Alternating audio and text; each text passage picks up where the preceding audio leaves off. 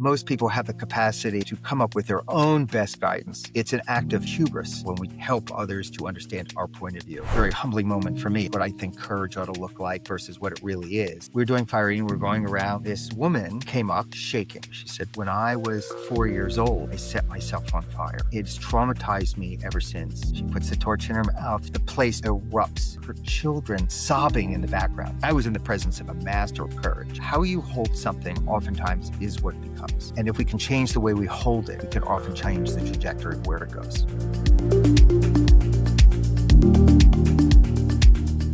You've done conflict mediation in places like Northern Ireland, Bosnia, Rwanda, some of the most dangerous situations imaginable. How do you even begin to get people who've been at each other's throats to actually sit down and talk?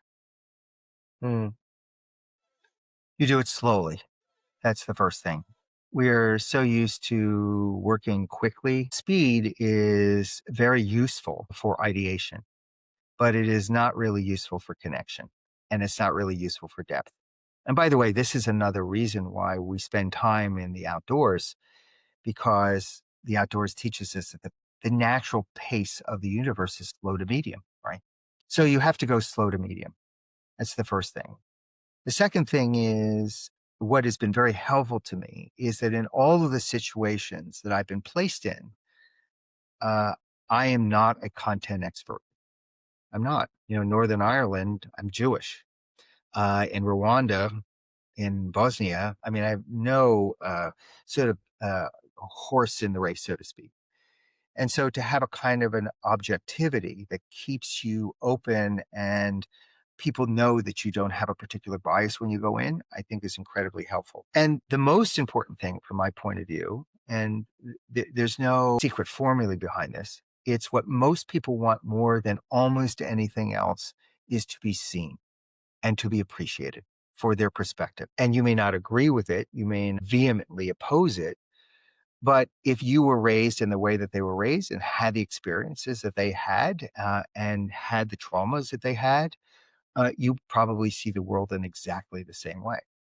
So to give people the ability to know that they've been seen and to move at a slow pace, to build trust slowly, and at the end of the day, to try and find what is it that we have in common? What is the thing that we share? And then that's the place where you build.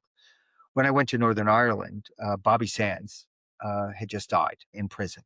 It was during the beginning of the Troubles. Bobby Sands was with the IRA, and he was captured, he was put in jail, and he went on a hunger fast and he died. And he started a movement of prisoners of the IRA by the British government, literally starving themselves to death in protest, which was an unbelievable act, obviously, of martyrdom. And I was asked by the Protestant Catholic churches in Belfast to work with the community so the neighborhoods didn't explode. And you can imagine the history and anger and the the tender times that it was. It was a tinderbox. And it took me 2 days of working with these communities to figure out what was the one thing that they could agree on beyond their grievances and their history. And what they came away with after 2 days of hard work and discussion was neither side, they could all agree, neither side wanted any children to die. Adults, they didn't care. But children, they didn't want children to die. And that became the place that we could start the discussion then about how do we make sure that that happens. So you've got to find what is the common ground, what is the place that everybody can stand, that they can all agree on, regardless of whatever else their differences are, that you can then start to build and move things forward in a good way. When we were in India, I'd like you to explain, we did a very powerful exercise. We were in groups of 3, and you had us each talk for 8 minutes straight with no interruptions. Hmm. And tell us about why that is so important and why we did that. Yes. So people talked about a particular issue or a narrative that they had in their lives. And here's what I do know. We have 2 ways that we communicate. We have advocacy and we have inquiry. And advocacy is, I want you to understand my point of view. And inquiry is, I want to understand your point of view. And most of us have the experience of being very advocacy based in how we talk, how we present. We interrupt a lot. We don't listen as well to others. We basically listen for the pause in which we can respond and give our point of view. Uh, and most people do not ever have the actual experience of being able to quietly hold space for another human being. So even with very successful people, the people that were on our trip, which was so wonderful, people who have had a lifetime of opportunities, many of them had never had the experience to actually talk for just 8 minutes and no one interrupts them and they're holding the space. So it wasn't just powerful with the person who was talking. 8 minutes is enough time to bypass the natural, okay, I'm going to wait it out for my moment. You just have to really sit there. And many people, they don't, unless maybe they're at church, don't have the opportunity to sit and listen to someone talk for 8 minutes and just quietly take it in before they would reflect back any places that it took them. And it was very interesting with this fairly high-powered, sophisticated group. A number of the people in the group really struggled with not being able to come in and correct or ask the helpful question or guide it forward. And what you really come to realize is that most people have their own answers. And your job is really to listen to what they need to say and very gently guide it in a particular direction. But most people have the capacity to come up with their own best guidance. And it's an act of hubris when one sort of tries to intervene to help. We live in a world of helpers, right? Go on Instagram, it's helpers everywhere. But there's something in there that I think misses the point, which is that there's an act of arrogance that we have when we try and help others to understand our point of view. And that helps to bypass that.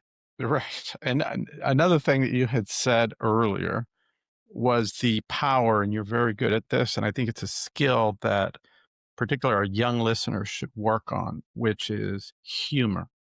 And I'd love for you to talk about when you were in Northern Ireland in a bar and in a situation that could have been pretty explosive and how you handled that. Mm. Well, I'll tell you the story, and then I'm going to give you some thoughts for your younger listeners about humor. It's something I'm quite passionate about. So I was asked to go over. My first night that I was in Belfast in Ireland, in Northern Ireland, I was taken to what I was told was the pastime of the Irish, which was to go to the pubs. And I was in a pub that was maybe twice the size of my office.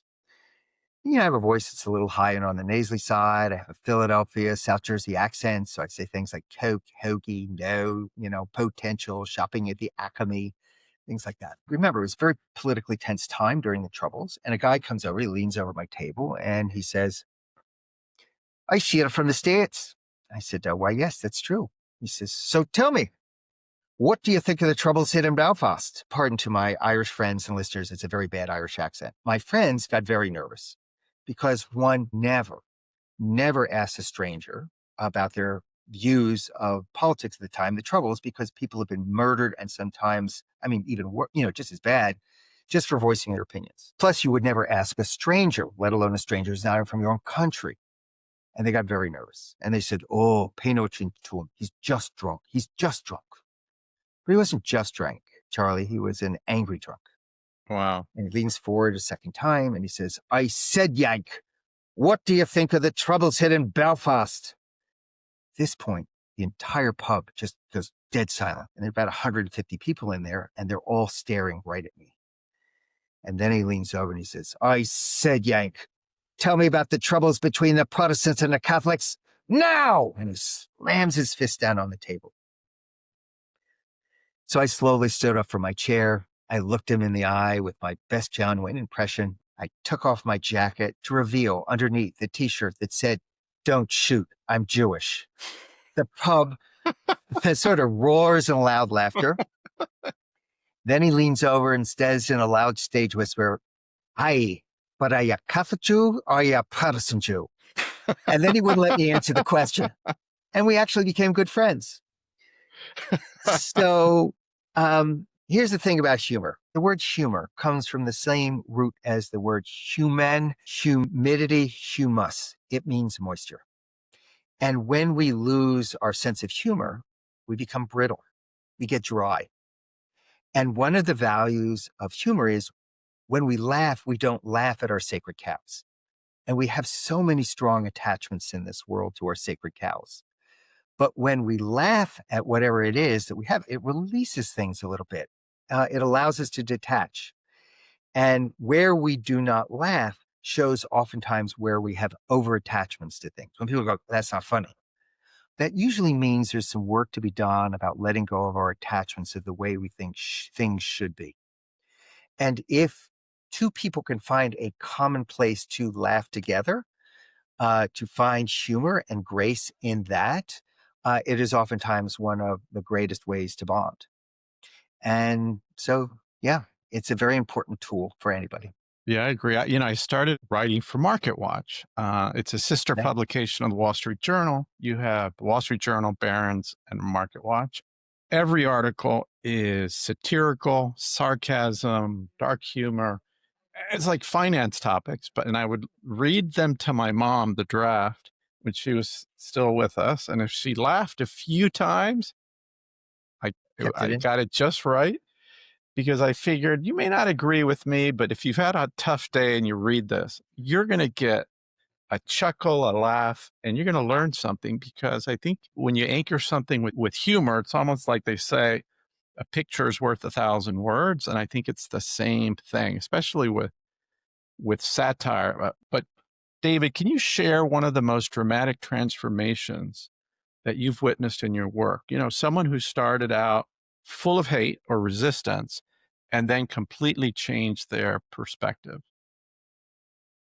Sure. There are a few stories that do come to mind that are uh, more around people recovering from deep trauma. I wanted to tell a story about fire eating, actually, if that's okay.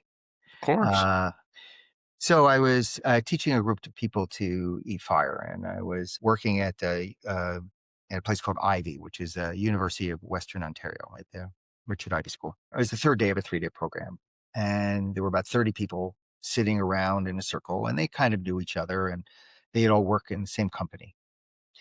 And we were doing fire eating. We are going around the circle, and people would come up, and they come up, and they come up, and I was about halfway through, and this woman came up, who was next, and she was shaking, just shaking as she came up to the front. And I was watching her and I thought to myself, I'm going to have to give her some real courage. I'm going to have to get her to support herself. She's really frightened. And so she comes up to the front and I say, it's okay. I'll take care of you. It's all right. I'll keep you safe. I'll do the things that I was normally saying. And she leans forward and she says, can I tell you a secret? I said, sure. She said, when I was 4 years old, I set myself on fire as a young girl, and it's traumatized me ever since. I don't have a gas stove in my house. I never allow a candle to be lit. We don't have a fireplace. I will not be in a room that has a loud fire. I am terrified of fire. I was stunned. I took a deep breath. I said, okay. I said, do you mind if I share this with the group? She says, no, be my guest. So I shared the story. Literally, when the phrase you could hear a pin drop, people could hear a pin drop. So we go very slowly. She puts the torch in her mouth. She takes it out. She does the second time, takes it out. I said, you want to do it a third time? She says, no, I'm done. We blow it out. The place just erupts into screams of cheers, of adulation and encouragement. And she says, does anyone have a cell phone with them? I need to call my family. So we took a break and she calls her family. She puts them on speakerphone and you could hear her children sobbing in the background. They're so excited. That was a very humbling moment for me. It really defined the way that I project what I think courage ought to look like versus what it really is. And that I was I was in the presence of a master of courage. More importantly, it really taught me that emotional change, traumatic change, oftentimes takes a long time. And it is, are you serious? Are you willing to really to do the work? But sometimes change can happen very quickly if we're willing to stand in the high places and let the lightning of grace hit us. And here was someone who had lived an entire life in fear over this one incredibly powerful element of fire. And yet, in one great moment of courage, was able, with support, was able to step forward and change that narrative very quickly through a very powerful experience. And I've heard from her over the years, and this 30-second experience has changed how she holds herself and the fears that she had in the world over this trauma. Now, it doesn't always happen that way. It's not just as simple as going to a workshop sometimes, but that was a moment that I will never forget of quick, powerful transformation. I would say to your listeners, how you hold something oftentimes is what becomes. So I want to say that again. How you hold something is what it oftentimes will become. And if we can change the way we hold it, we can often change the trajectory of where it goes. Yeah, so my friend Jack Levy, I was with him a few Yes. nights ago in Guadalajara, Mexico, and he took me to a dinner, said it was going to be different and a surprise and just to go with the flow. So I said, okay. So we show up together, and then at some point, somebody comes to get me, and Jack stays over there, and and they put a blindfold on you so you can't see a thing. Before going in, they tell you to put your phone on vibrate, well, not even on vibrate, but airplane mode. And they sit you down on the table with people around you, and they're all blindfolded. Mm. And then everybody's seated, and then this voice comes on, and he tells you a story. And this is a child who, at the age of 6, was traveling in a car with 7 family members, and they were hit in Mexico by this truck, flipped him over the road. Car catches on fire. 4 die, including a 2-year-old, and he was 6 at the time. His mother was thrown out of the car. He's burning in the car. Mother comes in, pulls him out, but 97% of his body's burned. The same with the mother. His hands melted. He Mhm. had 2 fingers on one hand, 3 on the other. He's walking in the hospital, runs into some kid who starts screaming, "A monster, a monster, a monster," because, his whole face was so bad. And when he's 10 years old, something genetic happened to him and he lost his eyesight. So now he's completely blind. And Mm. you would think, like, well, what would that be like? But yet he's married, has 2 children. He got a black belt in taekwondo and won this award. And he's guiding this like 3-hour experience. You have to eat food, you have to talk with people. They'll put the music really loud, and it's like you can't hear anything. And he starts talking about time when he's in the road trying to like cross a busy street, but no one will help him. Mhm. Or and you just think to yourself how grateful you are.